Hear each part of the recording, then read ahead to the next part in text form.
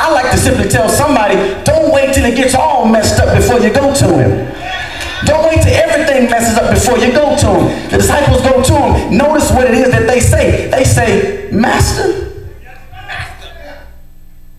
carest thou not that we perish? But first of all, when I saw the text when it said Master, I thought initially that this was them reaffirming who Jesus was. That's what I was thinking. I'm thinking this was instructive for us when we come to Jesus to come knowing that he's Master. But as I further examine the text, I look at it in the context of what Mark has to say about Jesus. The way Mark introduces Jesus to us in chapter 1 is the one that makes demons come out. And so the disciples understand Jesus to be one who is divine, because they're trying to figure out, how does this man get divine authority? And so they already understand that this man is straddling the line between man and God. And so now that they're on the boat, they come to him saying, Master. You got to see the text, because the thing that is they're trying to imply, look at the sarcasm in their voice. You're supposed to be the one that can control everything, Master. You're supposed to be the one that has it all under control, Master. You were supposed to be the one that had healing in your wings, Master. You're supposed to, have you ever felt like that? God, you're supposed to be the one that was supposed to heal my body, Master. You was the one that was supposed to save my child from drugs, Master. You was the one that was supposed to keep me from falling, Master. Have you ever been there when you got to the place where you got frustrated with God because he said he's God and he claims to be Master, but in your situation, he seems not to be moving? You ever been there? Where you just want to say, Master, I know you King of Kings and Lord of Lords, but Master, I know you said that you never forsake me, but Master. Look at the sarcasm, look at the sarcasm. Another way that you can look at the text is that they're saying, Master, now we've seen you operate through chapters 1 through 4. And we've seen you do things that seem impossible from chapters 1 through 4. So now we're coming to you, because if anybody can do anything, it's you. Now there's two ways you can look at it. I'm not here to tell you how to look at it. There's just different angles that you can take the text. And whatever suits you, you do your thing. But they seem to tell him, Master. Look at the next thing. Carest thou not that we perish? Wait a minute now. Master suggests that you're the one in control. So my problem, it seems, might be not that you have it under control, but I don't think you just care. Because see, Lazarus had the same problem. When Mary and Martha come to Jesus, they said, look, Lazarus, whom you love, is sick. The text says in John chapter 10 that they never asked Jesus to come. They assumed he would come because he loves them. Oh, you missed it. They thought because he loved Lazarus that he would do what they thought he would do. And so they thought that he would come because he loved them. Have you ever felt like that? That I thought he would show up because he loves me?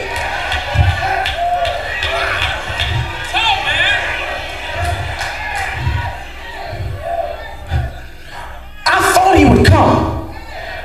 Do you care? Can I be honest with you?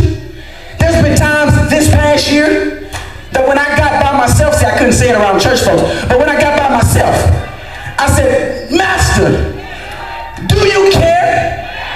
Do you care it's me? And I'm all by myself? Do you care it's me? And I don't seem to have nobody on my side? Do you care it's me? I can understand other folks, but it's me. I'm the one that's been praying, and I'm the one that's been preaching. It's me, Lord. Do you care?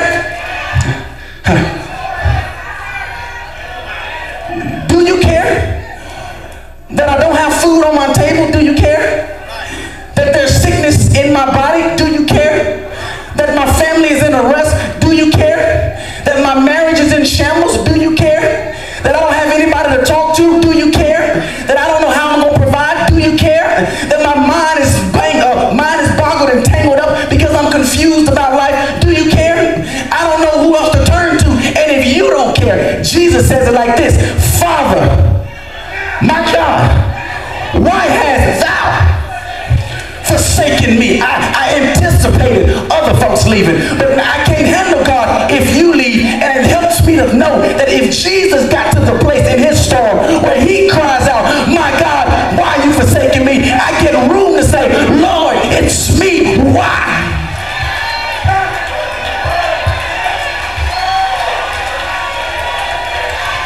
Why are you forsaking me? Why? Look at the disciples. Look at their problem, because see, they've been watching Jesus do stuff for other folks all this time. And now it comes to them in their sleep. Have you ever felt like other folks would just sleep on your situation? And you're going through the storm, and everybody telling you it's going to be okay, but you really don't want to hear that? Because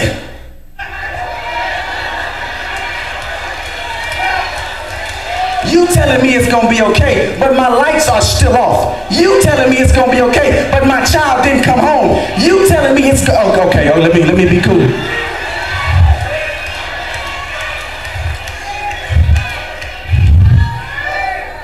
They say, Master, do you care?